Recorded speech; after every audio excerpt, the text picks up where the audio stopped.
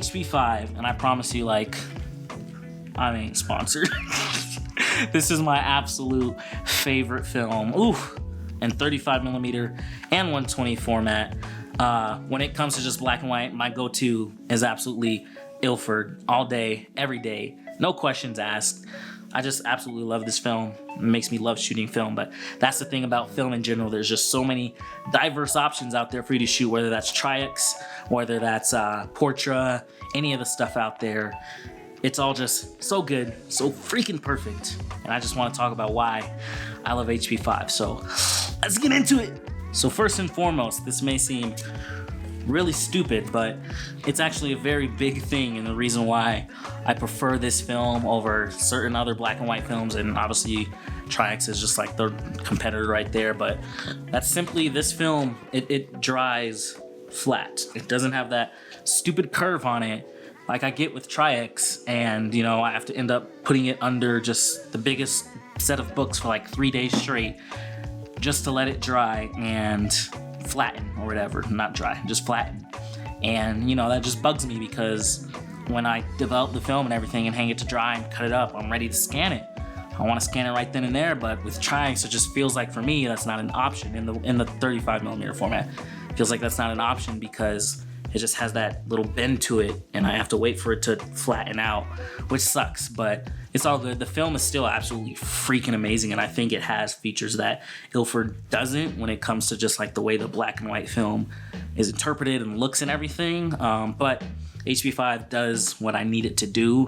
I'm always happy with the results with it, and it just works in all the different types of lighting conditions. I've shot this film in the 120 and 35mm format at ISO 400 and all the way up to 6400, just like messing around to see like what I can do with this film, and just like to my surprise, this film looks amazing. It absolutely holds up. You do get a little bit of like crushed blacks when you're at 6400 and you're in like a high contrast situation, and if you're in like a room or living room or something like that and you have a spot that has like a bunch of light coming to it, and then you have like your dark area, you know, those dark areas are a little crushed or they are a little grainy, but all in all, it still looks good and it still holds up. And for me, like, it's still a 100% usable shot, which is why I absolutely just enjoy using this. I've underexposed and overexposed this film just like by half a stop or like a full stop or so, or maybe like 2 stops, and I've been able to recover it both in the 120 and 35mm format again. And you know, that's just another reason to love it. And not to say other black and white films can't do that, because they can, and I've tested and tried it with other films, but just like the cleanliness I get with the result of HP5 is absolutely amazing. Okay, that's over there. That's why I got this like backup roll right here.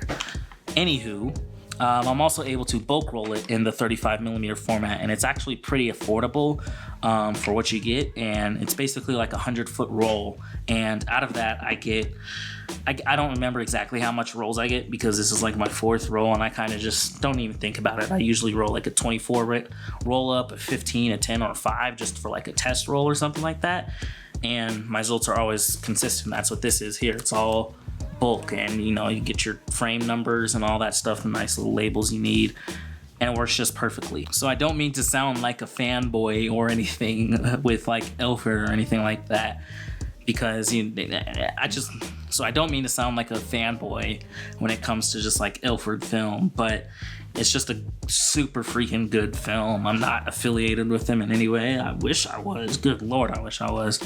Yeah, my photos aren't that good. But anyway, it's just like, it's a good freaking film. And if you haven't tried it, like, you are missing out.